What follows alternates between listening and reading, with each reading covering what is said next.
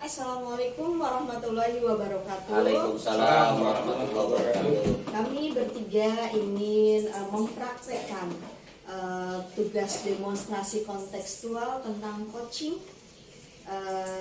Perkenalkan terlebih dahulu, saya Tini Susilawati sebagai pengamat dan teman saya Helmi Fadilah Pane sebagai coach dan Saya Elia Nuaridiantomo sebagai coaching. baik, untuk mempersingkat waktu, sebelumnya saya ingin menyampaikan kepada coach bahwa ada 3 kompetensi yang harus dicapai. Yang pertama adalah kehadiran penuh, yang kedua menjadi pendengar aktif, dan yang ketiga memberikan pertanyaan yang berbobot. Selain itu juga harus mengembangkan alur tirta yang sudah tertera pada tugas ini. Baik, sudah siap ya Bapak-Bapak untuk memulai kegiatannya? Siap, saya persilahkan, silakan. Baik, Assalamualaikum warahmatullahi wabarakatuh. Waalaikumsalam warahmatullahi wabarakatuh. Gimana kabarnya Pak El? Alhamdulillah. Iya, ini gimana ya, kita ketemu lagi nih.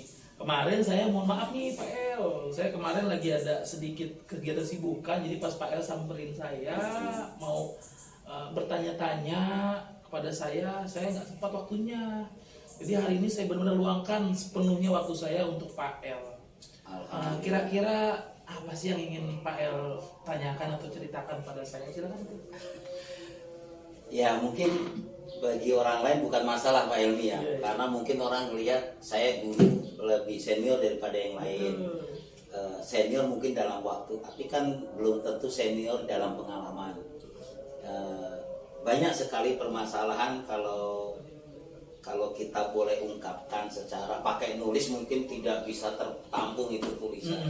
Tapi saya berpikir siapa ya kira-kira yang bisa membantu ada solusi yang kira-kira pas. Saya pernah Pak Helmi melakukan komunikasi dengan orang lain, tapi kayaknya tidak ada kepuasan gitu. Kayaknya aduh, sama juga saya bicara dengan orang yang tidak memahami, otomatis saya sendiri tambah beban. Saya mau mengatakan tidak paham, takut orang tersinggung. Nah, saya terpikir tuh, satu-satunya Pak Helmi nih, selain pengalamannya ada lebih bagus ya, kemudian juga lebih mudah, tentunya wawasannya pun insya Allah lebih luas. Nah masalahnya gini Pak Helmi, jadi saya itu kan pindah dari kelas 6 ke kelas 4 ya, karena ada sesuatu hal yaitu tugas di kelas 4 ini lebih cocok kepada posisi di sekolah saya sebagai sekolah penggerak.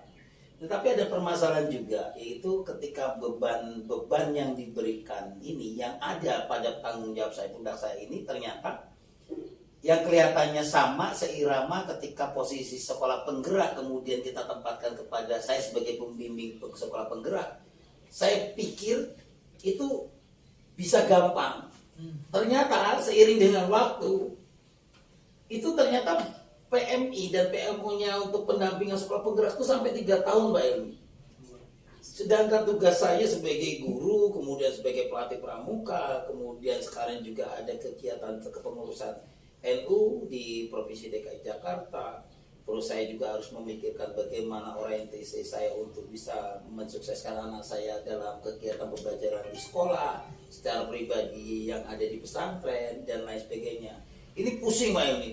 Jadi kepala tuh kadang-kadang gimana ya, mau meledak, tapi mau putus asa ya, masa sih guru kok putus asa. Nah ini yang sehingga banyak beberapa hal di kegiatan di sekolah ini berbenturan, bikin saya kadang-kadang jenuh, dan kalau melihat di sisi lain saya tidak akan sanggup untuk melaksanakan semua. Nah kira-kira gimana Pak ini solusinya itu ngatur itu? Oke, baik. Dari cerita yang Pak El sampaikan itu, menurut Pak El nih ya, apakah dari beberapa mengemban tugas yang dilaksanakan ini bisa diselesaikan dengan baik, atau perlu pendampingan atau perlu bimbingan menurut Pak El sendiri? Iya, ada beberapa tugas yang memang harus bisa selesaikan sendiri Pak Elmi ya, seperti tugas kepelatihan ya, untuk melatih dalam kegiatan pramuka itu saya bisa mengatasi sendiri. Tetapi yang agak riskan itu adalah tugas sekolah, di mana kadang-kadang berbenturan dengan komitmen kita sebagai sekolah penggerak, kemudian komitmen kita sebagai bawahan terhadap atasan, komitmen kita sebagai seorang guru wali kelas. Nah, yang saya agak repot itu komitmen kita terhadap sekolah penggerak dan atasan Pak Helmi. Kalau kita tidak, ini kadang-kadang mungkin menyinggung perasaan, kemudian takutnya juga berbenturan, akhirnya kita menjadikan sebuah konflik, padahal itu tugas murni. Nah, kalau udah menjadi konflik kan otomatis kita jadi beban lagi. Betul. Kalau jadi beban lagi nanti timbulnya putus asa. Kalau putus asa nanti terbengkalai semua pekerjaan kita. Itu Pak Helmi. Ada yang bisa saya selesaikan secara pribadi dan ada yang memang harus ada bimbingan. Itu. Nah, dari beberapa solusi-solusi yang sempat dilaksanakan sama Pak Helmi, apakah ada yang benar-benar efektif atau bagus untuk diselesaikan dari solusi tersebut? Ada. Jadi yang saya rasakan ya, jadi seperti yang tanpa bimbingan Pak Helmi ya. Tadi kan ada bimbingan dan bimbingan. Yang bimbingan itu saya selesaikan lebih awal. Jadi saya sekarang bikin skala prioritas Pak Helmi. Ada tabel untuk kegiatan kepelatihan, tabel untuk kegiatan di sekolah, tabel untuk kegiatan di kelas, dan tabel untuk kegiatan di organisasi NU. Ini saya, kalau bahasa ini kita checklist Pak Helmi. Kita checklist mana ini yang bisa saya selesaikan dalam waktu dekat, mana yang tidak. Dan kalau memang ada yang harus saya selesaikan dalam waktu dekat, itu saya prioritaskan. Kalau yang memang tidak, saya abaikan. Nah, yang celakanya saya abaikan ini kadang-kadang yang tugas yang tadi Pak Helmi, yang tugas yang memang sekolah penggerak dan dengan berurusan dengan pimpinan. Ini kadang-kadang ya gimana ya? Ada rasa putus asa pernah Pak Helmi, pernah putus asa saya. Kadang-kadang wah, mendingan saya pindah ini gitu kan. Baik, Pak El, tadi saya udah mendengarkan nih tugas-tugas yang diemban Pak El ini. Nah, kalau dari skala prioritas angkanya nih, kalau menurut Pak El sendiri, berapa angka yang tepat dari memban tugas yang sempat Pak El laksanakan? Kalau skala itu berarti kan paling tidak ada prestasi ya, penjagoan prestasi. Betul. Saya antara 1 sampai 4 kali Pak Helmi. Soalnya kan makanya saya ketemu Pak Helmi kan. Iya. Tujuan ke Pak Helmi itu gitu. Saya ingin cari solusi karena kan saya iri sama Pak Helmi. Jujur sekali lagi iri. Karena banyak untuk mencapai yang skala paling tinggi otomatis saya tidak berani mengatakan seperti itu Pak Helmi. Betul. Nah, kan kalau orang ada misalnya sampai 8 gitu ya. Betul. Saya cukup 1 sampai 4 saja lah itu kemampuan saya saat ini Pak Helmi. Iya. Nanti mungkin ke depan saya tidak tahu gitu. Baik, perkiraan dari Pak El sendiri nih, apakah rencana yang akan Pak El lakukan ya, dengan skala yang tadi sudah disebutkan kan? Iya. Jadi biar kita ada ketahuan perubahannya seperti apa. Nah, rencana apa sih yang akan Pak El lakukan nih terkait dengan beban tugas yang tadi sempat Pak El lakukan? Rencana sih banyak Pak Helmi. Jadi kalau rencana itu tentunya kan menjadi lebih baik gitu ya maksudnya. Betul. Kalau rencana ke depannya sih tentunya saya akan melakukan suatu perubahan terutama untuk diri saya sendiri. Kemudian saya melakukan pendekatan secara persuasif ya dengan teman-teman guru. Kadang-kadang kan mungkin kita beranggapan bahwa kita sudah baik, tapi teman lain mungkin menganggap kita belum berkolaborasi atau kita dianggap belum bersosialisasi. Nah, apa yang saya lakukan selama ini saya koreksi. Untuk selanjutnya saya akan mengajak teman-teman, baik pertama teman-teman yang guru-guru muda untuk bisa berkolaborasi dengan saya. Nah, sebelum itu juga tentunya saya harus mengubah cara berpikir saya, cara kerja saya. Kalau saya menghargai orang lain, tentu saja orang lain akan menghargai saya. Nah, untuk target pencapaiannya tentunya lebih baik saya akan mencapai paling tinggi itu mungkin 8 Pak Helmi. Saya nggak berani kayak orang-orang lain sampai 9,5 atau berapapun. Karena memang jujur saja banyak pekerjaan yang berbenturan Pak Helmi. Susah kalau saya untuk ngurusin kelas saja kadang-kadang kelihatan gampang. Tapi saya yakin untuk mencapai 8 pun karena banyak pekerjaan yang tumpang tindih antara yang pekerjaan organisasi, kemudian dari sekolah penggerak, kemudian organisasi NU, saya yakin 8 itu udah hebat bagi saya. Baik. Udah. Nah, perkiraan dari dukungan. Nah, dukungan apakah yang Pak El perlukan? Ini kan Pak El sudah punya rencana nih, jadi Iya. rencana untuk kedepannya kan. Salah satunya kan tadi terkait pengemban tugas yang sekolah penggerak. Ya, Dukungan apa yang Pak El perlukan nih, agar rencana itu bisa berjalan semuanya dengan baik? iya. Kalau dukungan tentunya selain dari pimpinan, kalau kepala sekolah saya jujur saja bagus, ada dukungannya luar biasa, sudah mendukung semua kegiatan yang saya lakukan. Yang saya perlukan dukungan dari orang tua murid ya, kalau nanti berhubungan dengan kelas ya Pak Helmi ya.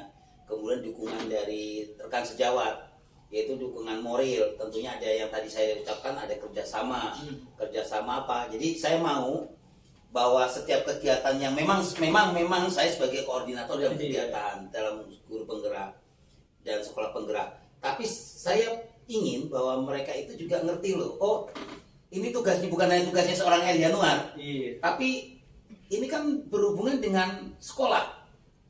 Jadi apa yang saya lakukan itu untuk sekolah, bukan untuk seorang El Januar semata atau untuk kelas saya.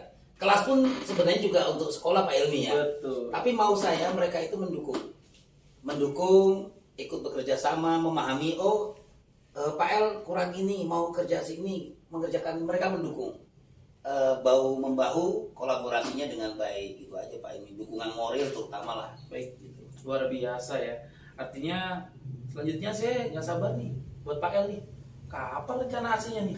Dan saya sangat mendukung sekali nih, luar biasa rencana dari Pak El ini. Kapan kira-kira nih?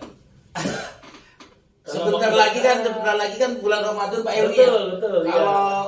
Kalau saya targetnya muluk-muluk besok seminggu atau ini kayaknya saya nggak berani Pak Elmi. Ya. Paling berani ini ya, setelah Lebaran atau mendekati kenaikan kelas ya. Itu nanti akan saya berikan tahu, paling tidak karena Pak Elmi sudah membantu, Pak Elmi bisa melihat kinerja atau perubahan yang saya lakukan.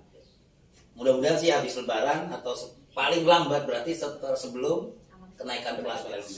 Baiklah, terima kasih banyak ini Pak El ya, luar biasa. Dan saya jujur saya nggak sabar dari apa yang akan Pak El lakukan aksinya nanti, dan dari semua hal-hal terkait dengan teman pengemban tugas itu bagi saya itu luar biasa sekali. Dan itu yang belum pernah saya dengar secara langsung dari sosok guru yang sedang melaksanakan sampai saat ini. Jadi ini terima kasih sekali. Nyata semoga apa yang tadi coba saya bantu, ya sebenarnya saya tidak bantu ya, tapi lebih ke arah Pak El sendiri yang bisa membantu dan menyelesaikan semua itu. Dari saya terima kasih. Ya, sekian. Assalamualaikum warahmatullahi wabarakatuh. Waalaikumsalam warahmatullahi Saya serahkan ke wabarakatuh. Putri sebagai pengamat silakan. Baik, menarik sekali ya perbincangan kita, pertemuan kita pada siang hari ini. Saya menilai coach sudah menerapkan alur tirta. Terus coach juga sudah mengemukakan semua permasalahan, dari masalah banyak tugas yang diemban, terus rolling di tengah semester. Kemudian yang dapat saya tangkap adalah kelebihan dari coach ini, dia bisa bisa mengeluarkan permasalahan, dia bisa menyalurkan rasa yang dialami dengan hal-hal yang positif. Terus semoga kita bisa meniru, mengambil pembelajaran dari pengalaman yang dialami dan dilakukan oleh Pak El, karena memang permasalahan kita sebagai pendidik itu banyak. Semoga kita bisa terus mengembangkan kemampuan yang kita miliki. Amin. Demikian pertemuan kita pada siang hari ini untuk mempraktekkan coaching pada tugas demonstrasi kontekstual. Semoga bermanfaat. Salam guru penggerak. Salam.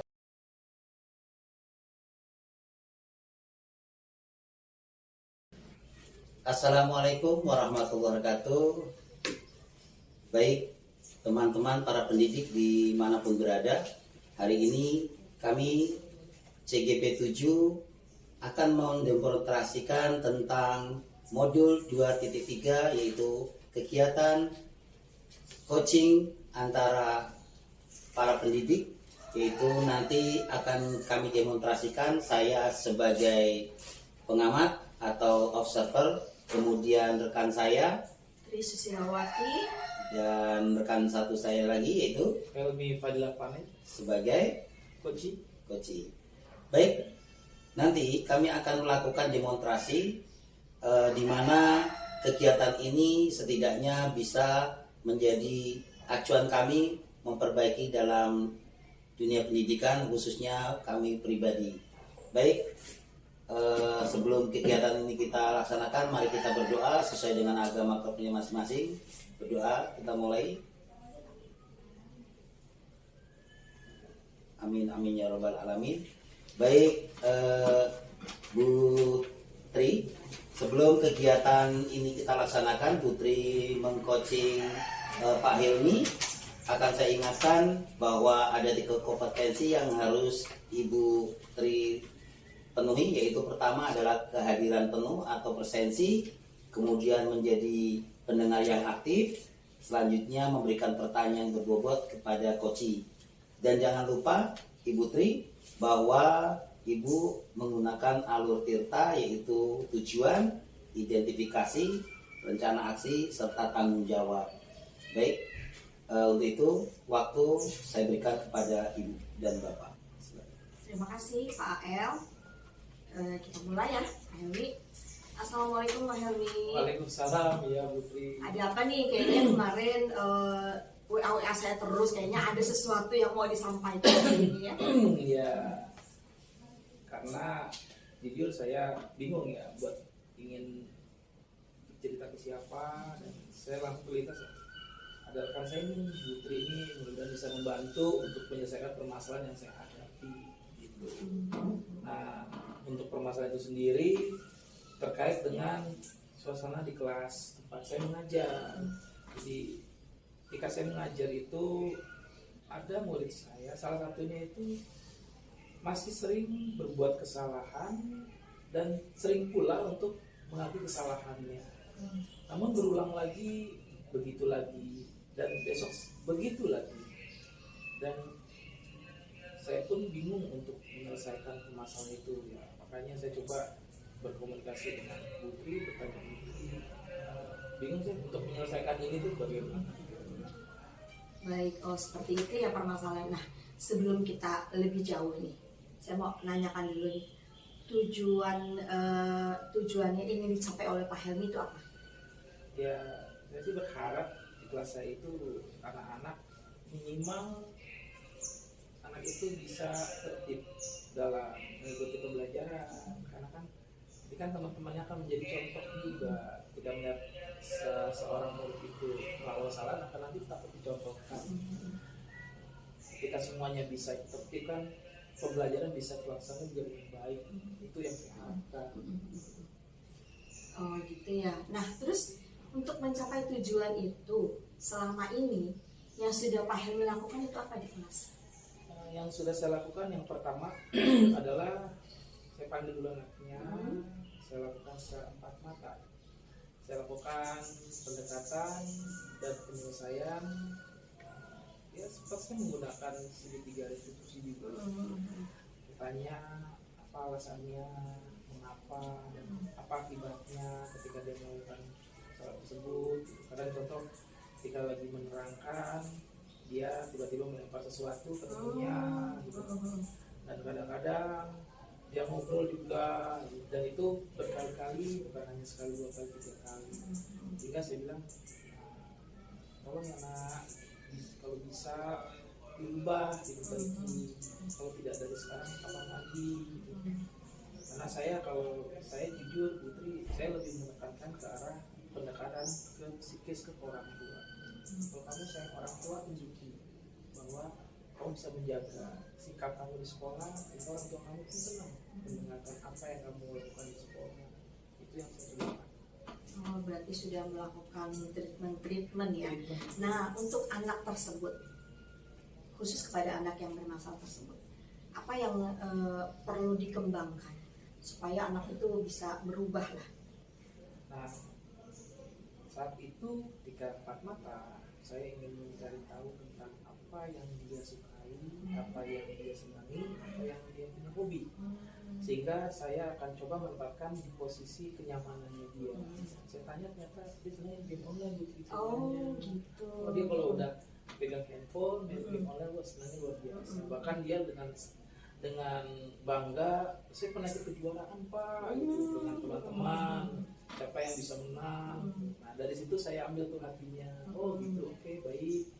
Game online itu bagus dan itu bermanfaat, bahkan ada kejuaraan pula gitu. Kalau kamu mau fokuskan, minimal kamu juga harus bisa mengimbangi pembelajaran. Agar apa? Agar kamu juga punya strategi dalam memenangkan game yang kamu lakukan. Ketika itu dia merasa bahwa dirinya itu benar-benar diperhatikan. Dengan akhirnya alhamdulillah gitu sih. Setelah itu treatment yang coba saya berikan ke dia semakin kesini agak berbeda sedikit, mulai berbeda perlahan-lahan lah, mulai ada perkembangan. Oh berarti kita bisa melihat sisi baik dari anak tersebut ya. Dia main game online, dia juga pernah memenangkan kejuaraan. Berarti memang seorang anak itu nggak selalu buruk ya. Ada sisi baiknya. Bagus sekali Pak Helmi, berarti sudah menggali, sudah mengetahui potensi dari anak tersebut ya kan. Nah kalau dari treatment yang sudah berjalan, yang sudah Pak Helmi lakukan, bisa kasih tahu saya ya skornya itu dari yang sudah dijelaskan ini, dari 0 sampai 10 Pak Helmi dan anak tersebut dalam pemecahan masalahnya sudah mencapai skor berapa sementara ini? Sementara ini saya bisa sampaikan skornya kurang lebih 85. Wah, sudah bagus berarti ya. Karena kalau seandainya 9 itu kan mendekati sempurna. Kalau 80 masih kurang lebih 80% ya kalau punya 80. Jadi saya anggap yang saya pernah lakukan kemarin itu akhirnya sangat-sangat bermanfaat sekali anak tersebut. Berarti udah banyak perubahan lah ya. Sudah. Terus sampai ke titik 80 sampai 85 itu apa sih yang maksudnya kegiatan apa yang bisa dikatakan sampai 85% yang sudah dicapai? Apa aja Pak? Yang saya lakukan adalah yang pertama posisi tempat duduk anak tersebut saya tukar. Saya dekatkan dengan diri saya, Gitu. sehingga dia bisa bersama-sama dengan saya saling mengikuti pembelajaran. Dan saya beri kesempatan dia untuk menjadi seorang guru yang belum pernah dia rasakan. Nah dari situ saya ingin bertanya pengalaman apa yang kamu dapat. Alhamdulillah dia menyadari bahwa berat ya Pak untuk menjadi seorang guru. Jadi dia menyelami dunia saya sebagai gurunya. Saya pun sebagai guru menyelami dunia dia untuk bermain gamenya. Memang game ternyata lebih enak. Tapi ingat, setiap manusia itu kita harus punya, harus bisa memanage diri kita. Kapan kita bermain game, kapan kita belajar. Jangan sampai nanti kita pun nanti dibodohi karena kita kurangnya dari pendidikan kita miliki. Itu aja sih yang saya coba lakukan. Alhamdulillah berjalan dengan baik, anaknya juga berjalan dengan baik. Dan satu hal yang saya selalu ingat, memang pernah dia tidak masuk itu karena dia pikir jam pelajarannya sedikit, lalu pulangnya cepat, jadi dia sempat tidak ingin sekolah. Nah, bukannya saya marahi, malah saya telepon, saya bicara dengan baik-baik. Kenapa kamu? Oh gitu. Kamu seneng nggak? Tapi kalau main game seneng Pak. Dari situ saya mencoba masuk ke ruang hatinya dia. Sedangkan orang tua kan marahin karena tidak sekolah. Saya bilang sama orang tuanya bahwa Bu, ini bukan kesalahan murni, bukan kesalahan dia. Ketika anak-anak itu ada waktunya di sekolah dia rajin, ada waktu dia jenuh. Dan ini lagi jenuhnya. Saya sebagai guru bukan ingin memarahi dia, tapi saya marahi dia. Karena dia melihat sendiri bahwa saya punya murid, ada satu temannya dia juga yang sudah berhasil dalam 1 bulan dia tidak masuk mulu, dan sampai saat ini di semester 2 pun sekarang dia sudah masuk setiap hari. Jadi dari itu saya kasih contoh dan alhamdulillah orang tua juga. Saya komunikasi juga nih sama orang tua, karena penting ya, waktu orang tua itu lebih banyak dibandingkan sama guru. Guru itu paling sampai jam 12, selebihnya orang tua. dari situlah saya bangun komunikasi, alhamdulillah dari orang tua mendukung dan membimbing juga, dari gurunya pun membimbing juga ketika di sekolah walaupun di rumah, sehingga bisa berjalan dan perubahan itu berjalan dengan baik. Alhamdulillah ya sudah banyak perubahan. Nah kalau tadi Pak Helmi bilang sudah ada dukungan ya kan dari orang tua,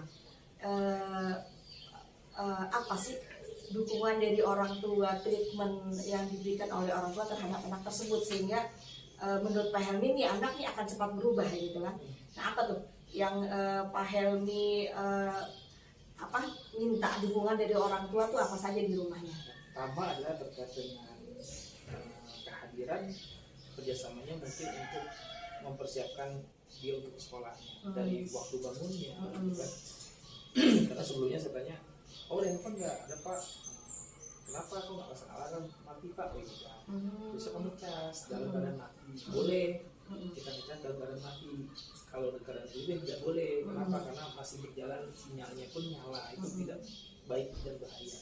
Oh gitu Pak ya. Ya. Yang kedua, orang tuanya harus benar-benar memprioritaskan anaknya ketika pagi hari ini untuk persiapan ke sekolah.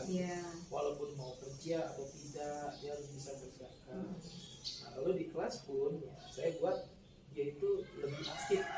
Contoh, coba, nah kamu ayo sini ke depan, pimpin SD King. Apa yang bisa kamu lakukan kepada anak-anak?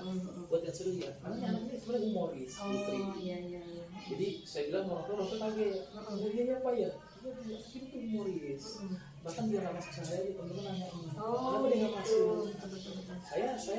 Saya coba nyentuh tentang kelebihan yang dia miliki sehingga baik orang tua maupun saya dan teman-teman yang tidak menghujat dia karena dia yang mungkin belum berbuat salah ya. Jadi kita harus lihat sisi positif terus itulah akhirnya orang tuanya ya siapa saya akan coba untuk mempersiapkan saya ketika mau sekolah, berpakaian maupun tugas-tugasnya saya siap bekerja sama dengan orang tuanya. Alhamdulillah ya, jadi ada kerjasama dan Pak Helmi sebagai gurunya juga sudah bisa melihat sisi-sisi baik dari anak tersebut. Baik, kalau misalnya di sekolah tentu yang bermasalah seperti ini bukan anak Pak Helmi aja kan? Betul. Pasti banyak, setiap kelas tuh ada. Apa sih yang Pak Helmi ingin dukungan dari sekolah, dari rekan-rekan guru tuh apa aja Pak, supaya kegiatan yang seperti ini mungkin bisa diberikan contoh kepada teman-teman yang lain. Apa Pak dukungan yang Pak Helmi butuhkan? Ya, artinya kalau ini butuhkan jangan sampai rekan-rekan sejawat ya, guru-guru ketika saya mendapatkan masalah penyelesaian seperti itu nanti rekan-rekan yang lain itu punya cara masing-masing. Kadang ada beberapa ya, kadang penyelesaian itu selalu dengan emosi, itu bukan menyelesaikan masalah. Dan saya dapat pembelajarannya juga bahwa pada saat kita melihat seorang anak melakukan kesalahan, jangan hari itu juga langsung kita hajar dengan kemarahan kita karena kenakalannya. Kita redam, kita stop sejenak, ambil waktu kurang lebih 1-2 menit, dalam keadaan tenang baru kita panggil anaknya. Nah ini masih ada nih kadang teman-teman nih yang emosi, sehingga anak sendiri akan mencap, oh guru ini galak. Bagaimana kita bisa dekat dengan anak setelah kita sendiri kurang. Ya udah paling setelah itu akhirnya mudah-mudahan dari rekan sejauhnya bisa mendukung dan mereka bisa menjelaskan cara penyelesaian. Gitu. Berarti kendalanya memang di orang itu teman-teman ya supaya bisa bekerja sama. Nah, setelah semua yang Pak Helmi utarakan tadi, Pak Helmi mencapai skor berapa nih supaya ini berhasil nih treatment yang saya berikan dari 85 itu ingin mencapai berapa? Saya maksimal sudah 5. Waduh, Masya karena Allah. saya tidak ingin 100 anak sempurna hanya milik Allah. Oh gitu, baiklah kalau kayak gitu. Terus kapan nih saya bisa mendengar Pak Helmi bercerita kepada saya, oh Putri saya sudah mencapai 95 loh dari treatment tersebut. Kapan nih Pak? Ya dalam waktu dekat dan harus sesegera mungkin. Karena bagi saya semua yang kita jalankan untuk hal yang positif itu harus kita kejar. Oh baik, alhamdulillah ya Pak Helmi. Saya juga punya pengalaman jadinya dapat masukan dari Pak Helmi juga yang bisa saya kembangkan juga di sekolah. Makasih Terima banyak kasih. ya Putri ya. Sama-sama Pak Helmi. Saya sejujur udah agak legaan Oh, ya iya. kalau ada cerita seperti ini. Iya. Jadi saya bisa aktivitas dengan tenang. Iya, iya, iya. Karena Putri juga tadi udah kasih masukan-masukan Iya, juga kepada saya. baik. Terima kasih Pak Helmi. Ya. Assalamualaikum. Waalaikumsalam. Luar biasa sekali, ternyata kegiatan coaching antara Putri dengan Pak Helmi benar-benar mengalir dan mewakili segala permasalahan dari mungkin teman-teman di guru dimanapun berada.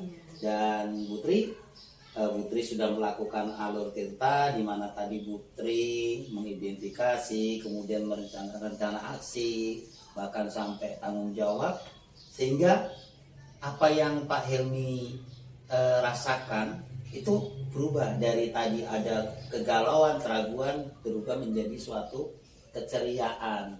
Tentunya Pak Helmi sudah mempunyai rencana-rencana aksi yang bagus lagi agar apa yang diharapkan benar-benar tercapai. Itu Putri dan Pak Helmi ya, luar biasa. Sekali lagi aplaus untuk kita semua. Terima kasih. Oke. Baik para pemirsa dimanapun berada, demikianlah demonstrasi kami untuk modul 2.3 coaching di dalam dunia pendidikan memang diperlukan, tetapi apa yang kita rasakan tentunya berbeda dengan yang lainnya. Salam dari kami, saya El Januar, Saya Trisusilawati. Saya Helmi Fadila pamit. mengucapkan terima kasih dan wassalamualaikum warahmatullahi wabarakatuh.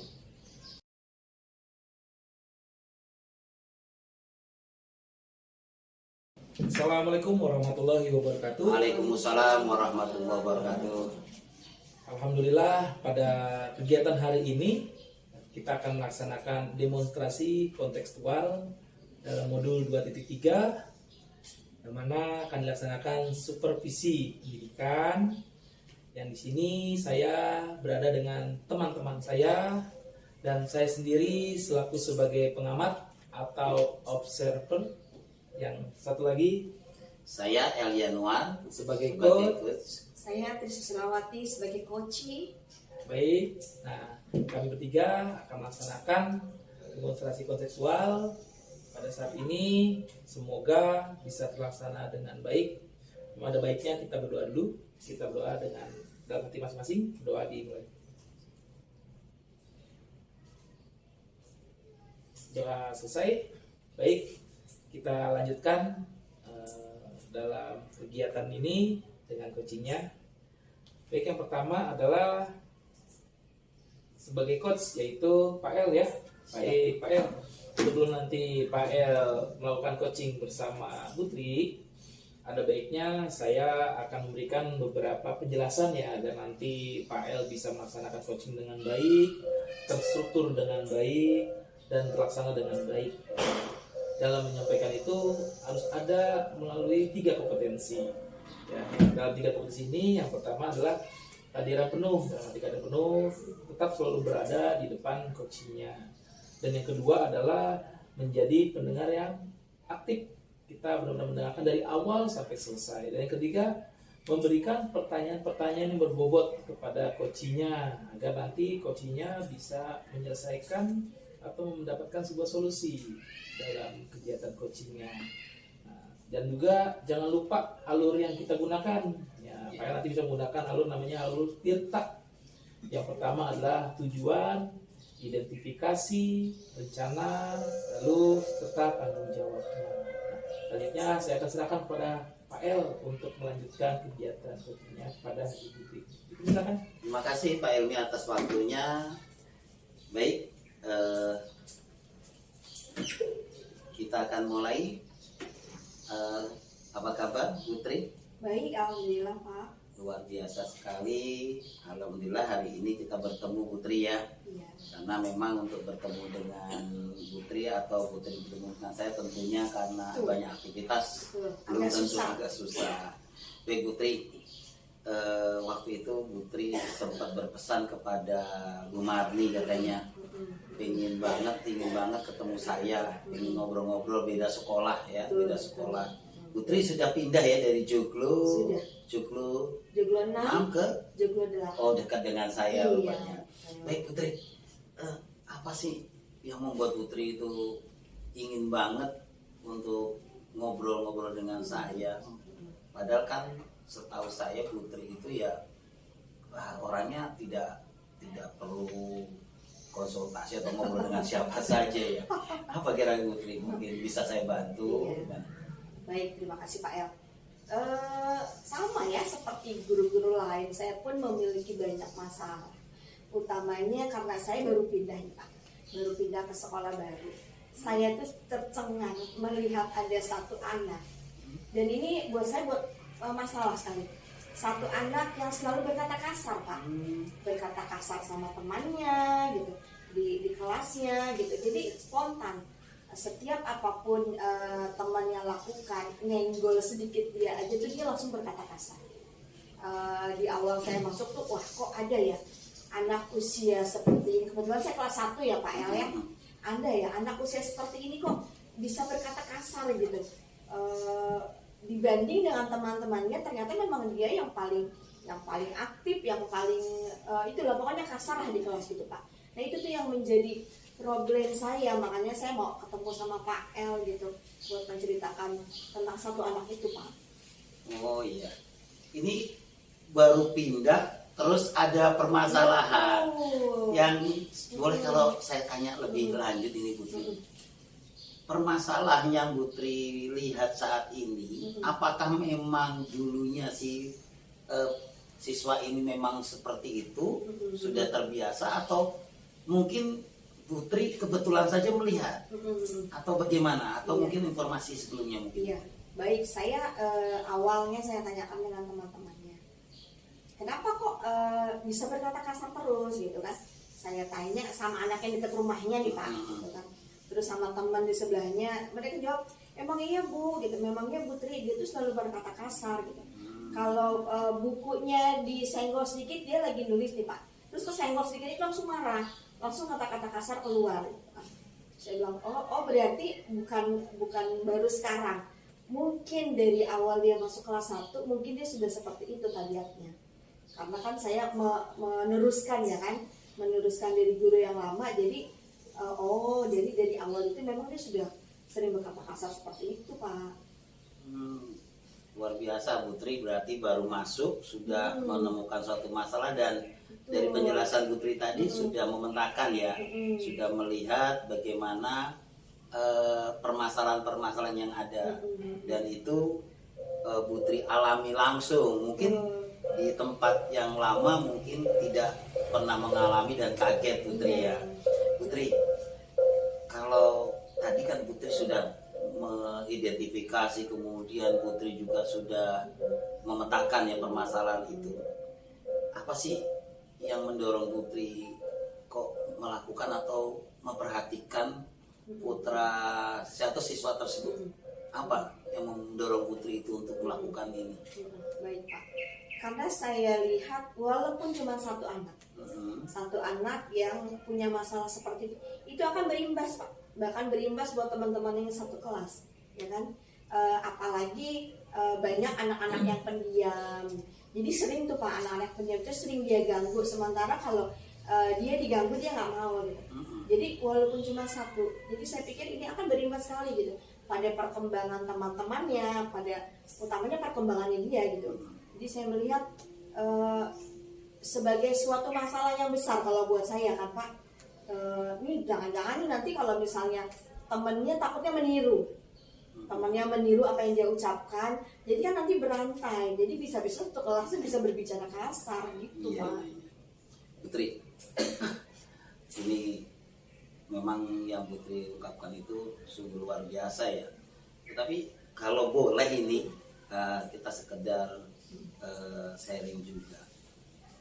Itu Putri kan melakukan ini, tentunya ada nggak sih Putri rasa gimana, atau bosen, atau hambatan-hambatan? Kan tentunya ada Putri, baik hambatan dari dalam diri mungkin ya, atau dari lingkungan teman sejawat, atau mungkin dari keluarganya. Itu selama Putri lakukan ini ada tidak Putri? Hambatan mungkin pernah saya panggil orang tuanya Pak. Jadi memang dia itu di rumahnya itu Pak, di lingkungan rumahnya itu terbiasa bergaul dengan orang-orang besar. Jadi dengan kakak-kakak yang sudah SMP, mungkin SD pun sudah kelas 5 ke atas gitu kan. Yang kita tahu memang ya anak-anak remaja seperti itu kan memang kadang berkata kasar. Jadi hambatannya orang tuanya pun kadang susah buat diajak kerja sama untuk bisa memantau segala macam tuh agak kesulitan mereka Pak. Jadi itu buat saya ya hambatan buat saya juga gitu. Gimana saya mau menerapkan disiplin kepada anak tersebut sementara kalau di rumahnya dibiarkan gitu sama orang tuanya gitu Pak. Jadi Putri sudah berkunjung ke rumahnya? Belum berkunjung, saya sudah panggil orang tuanya. Itu salah satu bentuk kekuatan dalam diri Putri itu ya tadi ya. Yang tadi Putri pun setidaknya mencari informasi, kemudian berusaha untuk memanggil orang tuanya. Tapi seberapa jauh Putri? Ini kalau boleh antara kita nilai nih skala prioritasnya, Putri itu udah sampai di mana? Skala 1 sampai 10 ini posisi langkah Putri, tindak lanjut Putri itu sampai di mana? Posisinya kalau boleh rentangnya. Di awal saya masuk, saya benar-benar berada di titik rendah Pak, di angka 3. Jadi saya awalnya nih, aduh gimana ya biar bisa merubah anak ini. Dengan treatment yang saya berikan, dengan selalu saya mengajarkan kepada anak tersebut, kalau kita kesal, kalau secara Islami ucapkan astagfirullah, melihat sesuatu yang indah yang apa bilang subhanallah atau alhamdulillah sudah mulai berkurang Pak. Nah sekarang kalau saya pikir saya sudah jadi skala 6 sampai 7 sih Pak, belum mencapai titik sih di 6 sampai 7 sih. Luar biasa. Dari 0 3 kemudian naik rentang 7. Itu suatu prestasi yang sebenarnya bagus sekali ya.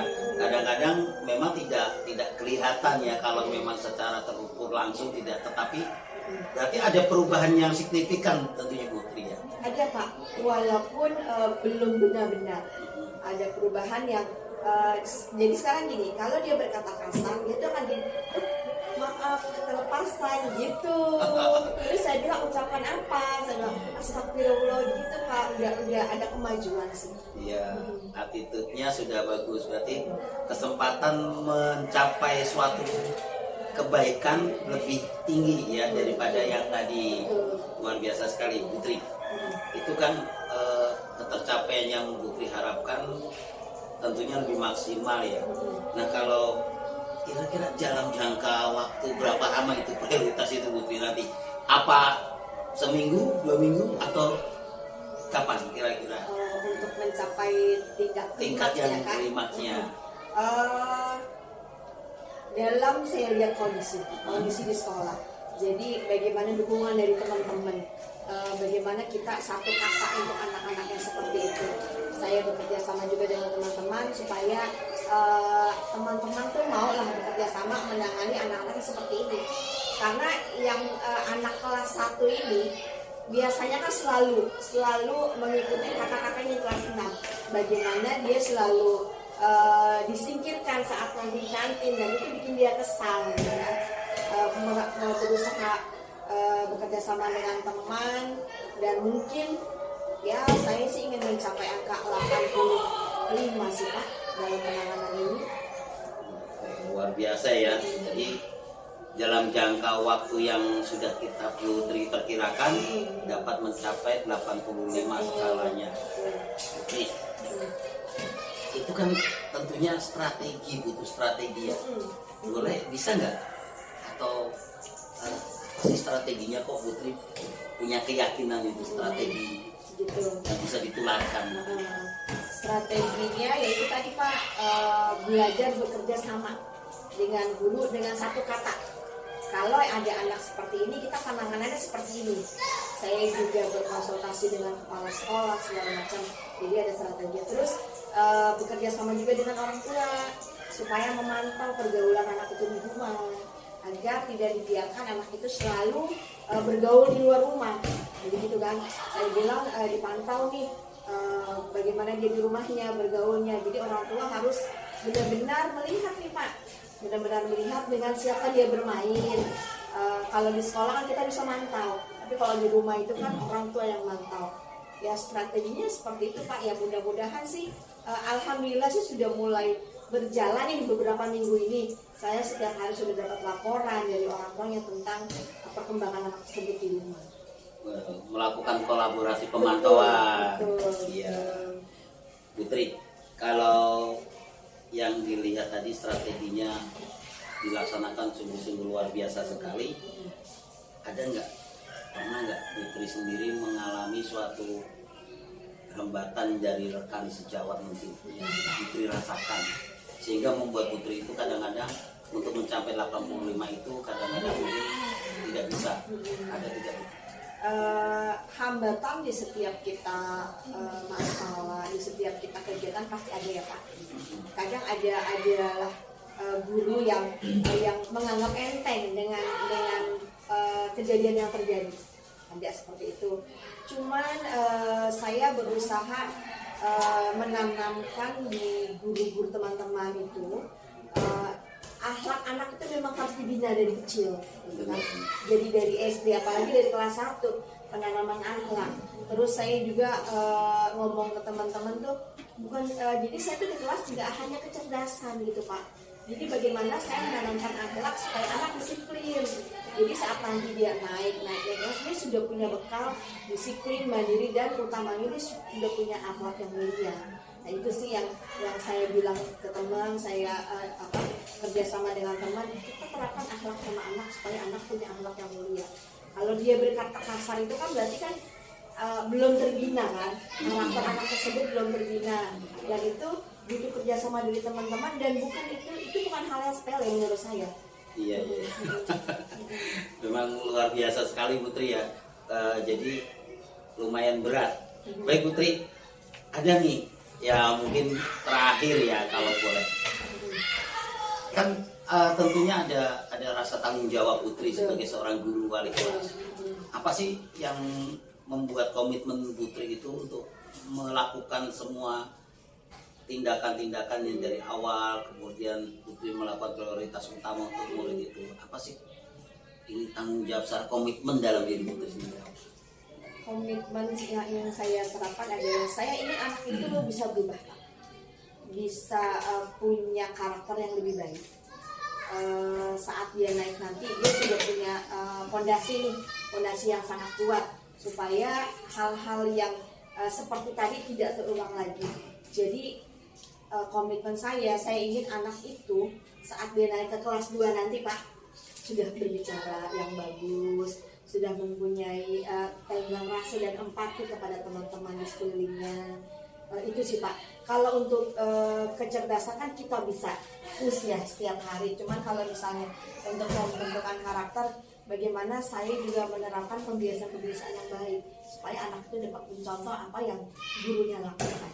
Itu dia. Luar biasa sekali Putri. Tak terasa waktu kita lama ya. Banyak tugas juga Putri gitu ya. Terima kasih Baik, Pak saya juga. Saya udah mengeluarkan nih dari kemarin saya mau ketemu Pak El susah gitu kan. Iya, jadi iya. mau ya paling nggak kita sharing ya Pak El. Iya. Biar bebannya berkurang sih dalam mengatasi pendidikan, menghadapi pendidikan untuk anak-anak. Alhamdulillah Putri ya, setidaknya apa yang kita lakukan ini bermanfaat untuk kita, bermanfaat untuk saya pribadi, dan bermanfaat untuk semua yang nanti mungkin mendengarkan percakapan kita ini. Itu saja. Saya minta maaf apabila tadi ada kekurangan, mungkin saya tidak bisa merespon Putri maksimal karena kita punya kelemahan masing-masing. Itu saja. Baik, semua yang kita lakukan ini semata-mata untuk berjuang di atas PBB. Terima kasih Pak El ya. Sama-sama Putri, selamat siang Putri. Baik, saya kembalikan kepada Pak Yogi. Baik, terima kasih, luar biasa. Ini coaching ini kali ini saya melihat ini bukan hanya sekedar sebuah cerita curhat ya, tapi dari solusi dari semua pertanyaan, baik dari Pak El sebagai coachnya dan coachnya itu berkembang sekali, hidup sekali. Bahkan kalau kita yang mendengarkan secara langsung ya, ini benar-benar kita masuk ke dalam permasalahan itu tanpa kita sadari. Ini luar biasa, harus dia plus sebenarnya kegiatan ini ya. Jadi saya sebagai pengamat cukup puas sekali dalam melakukan coaching yang oleh Pak El dan Bu Sri. Untuk bersingkat waktu, demikianlah kegiatan demokrasi kontekstual dari kami. Saya selaku pengamat, yaitu Helmi Padlepani. Saya Elianuar selaku coach. Saya Putri Susilawati sebagai coach. Kami bertiga izin pamit. Terima kasih. Assalamualaikum Warahmatullahi wabarakatuh. Salam. Salam.